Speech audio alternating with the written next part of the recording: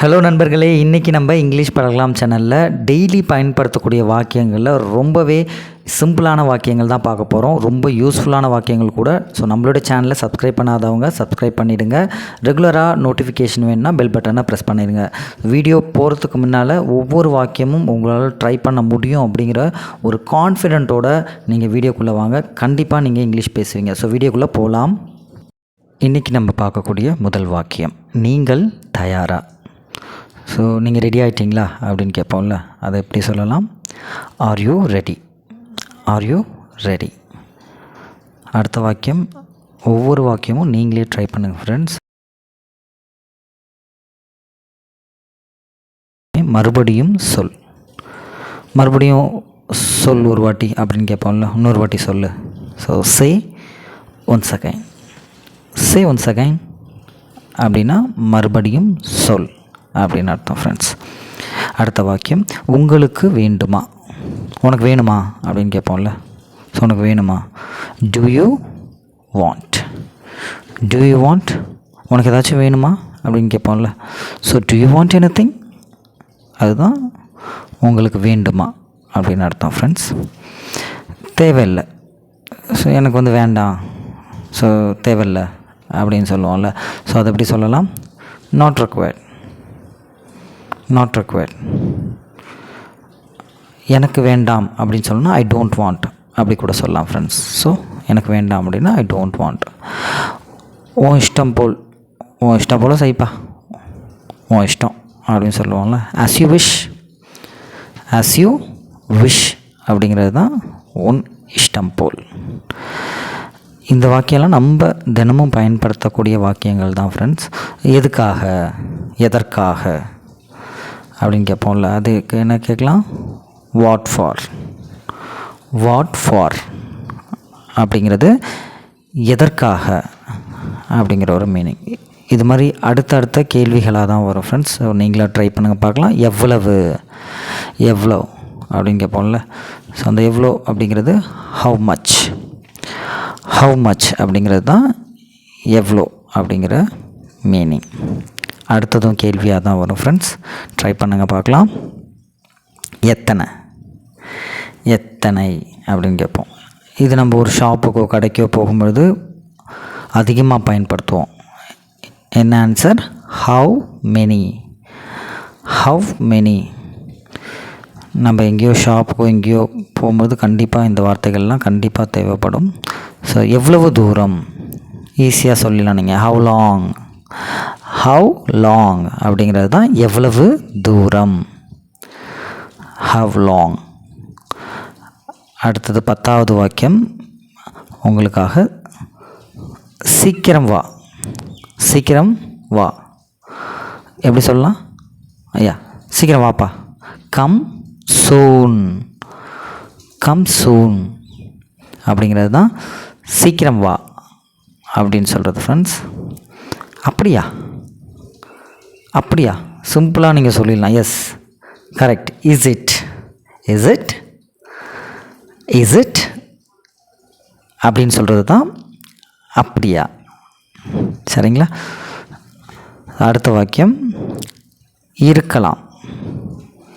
இருக்கலாம் அதாவது ஒரு கன்ஃபார்மாக சொல்லாமல் ஒரு தோராயமாக, அதாவது ஒரு டவுட்டடாக சொல்கிறது தான் இருக்கலாம்.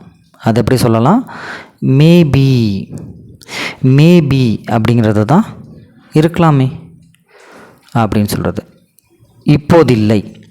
இப்போதில்லை ட்ரை பண்ணுங்கள். இப்போ இல்லை அப்படின்னு சொல்கிறது நாட் நவ். Not now. இப்போ அப்படிங்கிறது நவ்.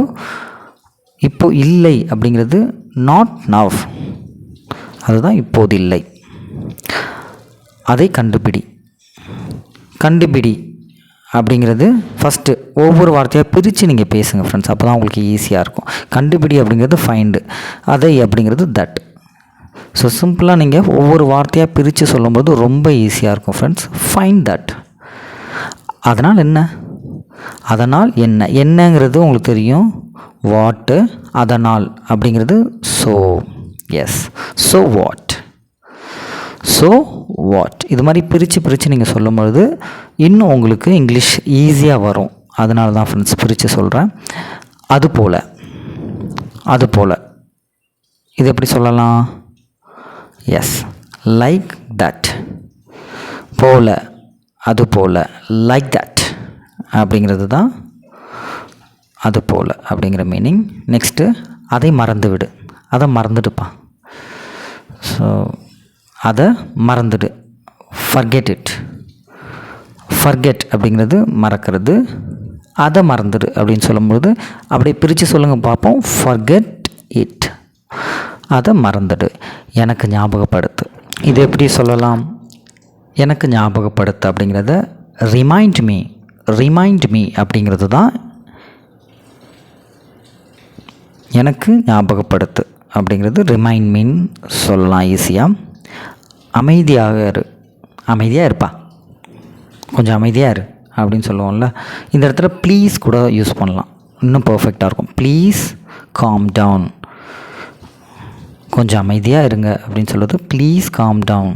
அமைதியாக இருன்னு சொல்கிறது காம் டவுன் அப்படின்னு சொல்கிறது. அவர் யார், அவர் யார், இதெல்லாம் நீங்கள் சிம்பிளாகவே சொல்லிடலாம் ஃப்ரெண்ட்ஸ். அவர் யார், who is he, who is he, ஹீங்கிறது அவர், அவர் யார் அப்படின்னு கேட்கும்போது ஹூ இஸ் ஹீ அப்படின்னு சொல்லலாம்.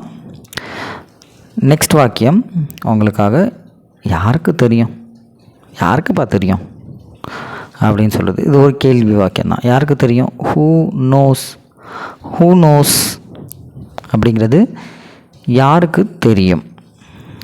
அடுத்த வாக்கியம் உங்களுக்காக, நெக்ஸ்ட் சென்டென்ஸ், மழை பெய்யலாம், மழை பெய்யலாம், பெய்யாமல் இருக்கலாம்.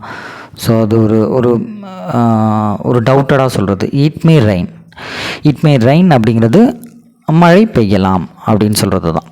சரிங்களா? அடுத்த வாக்கியம், இதுவரை இல்லை, இதுவரை இல்லை அப்படின்னு சொல்கிறது எப்படி சொல்லலாம்? நாட் எட், நாட் எட் அப்படிங்கிறது தான் இதுவரை இல்லை. அடுத்ததாக ஒரே வேர்டு, ஒரே வேர்டு என்ன சொல்லலாம்? சொல்லுங்கள் பார்ப்போம். நீங்களும் வாங்க, நீங்களும் வாங்க. இதை நீங்கள் ரெண்டாக பிரித்து கூட சொல்லலாம், இல்லை ஒன்றா கூட சேர்த்து சொல்லலாம். You to come, you to come அப்படிங்கிறது தான் நீங்களும் வாங்க அப்படிங்கிறது. சரிங்களா? அடுத்ததாக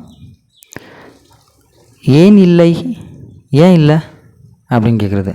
ஏன் இல்லை, ஏன் அப்படிங்கிறது உங்களுக்கு நல்லாவே தெரியும். ஒய், இல்லை அப்படிங்கிறது not. Why not, why not அப்படிங்கிறது ஏன் இல்லை அப்படிங்கிறது தான் மீனிங். சரிங்களா? நெக்ஸ்ட் வாக்கியம், எப்போதும் போலவே தான்ப்பா, எப்போதும் போல, எப்போதும் போல் அப்படின்னா என்ன சொல்லுவீங்க? ஆஸ் யூஷுவல், ஆஸ் யூஷுவல் அப்படிங்கிறது எப்போதும் போல். சரிங்களா? ஸோ ஆஸ் யூஷுவல் அப்படின்னு சொல்கிறது. அடுத்த வாக்கியம், என் பின்னால் நெல், என் பின்னாடி நெல். இப்போ ஒரு லைன்லேயோ வேறு வெளியில் எங்கேயோ ஒரு தேட்டருக்கையோலையோ எங்கேயோ ஒரு இடத்துல நிற்கும் பொழுது ஒருத்தவங்கள்ட்ட சொல்கிறப்போ ஸ்டாண்ட் பிஹைண்ட் மீ, இன்னும் பணிவாக சொல்லணும்னா ப்ளீஸ் ஸ்டாண்ட் பிஹைண்ட் மீ அப்படின்னு சொல்லலாம். எப்போதுமே பணிவை பயன்படுத்துங்க ஃப்ரெண்ட்ஸ், அதுதான் உங்களுக்கு ரொம்ப யூஸ்ஃபுல்லாக இருக்கும். மறுபடியும் முயற்சி செய், இது எப்படி சொல்லுவீங்க? மறுபடியும் முயற்சி செய், ட்ரை அகைன், ட்ரை அகைன் அப்படிங்கிறது மறுபடியும் முயற்சி செய். அடுத்ததாக பார்க்கலாம், வெங்காயத்தை உரிப்பா அப்படின்னு சொல்லுவோம்ல, அதுதான் அடுத்த வாக்கியம். என்ன திடீர்னு வெங்காயத்தை உரின்னு சொல்கிறாரு அப்படின்னு நினைக்காதீங்க. ஸோ வெங்காயத்தை உரி, வெங்காயத்தை உரி, உரி அப்படிங்கிறது பீல். இந்த வார்த்தைலாம் ரொம்ப ரேரான வேர்ட். ஸோ நீங்கள் ஈஸியாக தெரிஞ்சுக்கணும் அப்படிங்கிறதுக்காக சொல்கிறேன். நம்ம டெய்லி வீட்டில் பயன்படுத்தக்கூடிய வாக்கியங்கள் தான். Peel the onion, peel the onion அப்படிங்கிறது வெங்காயத்தை உரி அப்படிங்கிறது. உரிமைக்காக போராடு, உரிமைக்காக போராடு அப்படின்னா என்ன meaning? Fight for right, fight for right அப்படிங்கிறது உரிமைக்காக போராடு. ஓகேங்களா? ஸோ அவ்வளோதான் ஃப்ரெண்ட்ஸ் இன்னைய வீடியோ. இன்றைக்கி நம்ம இந்த வீடியோவில் பார்த்த இந்த 30 வாக்கியங்களையும் நீங்கள் மறுபடியும் முயற்சி பண்ணி பாருங்கள்.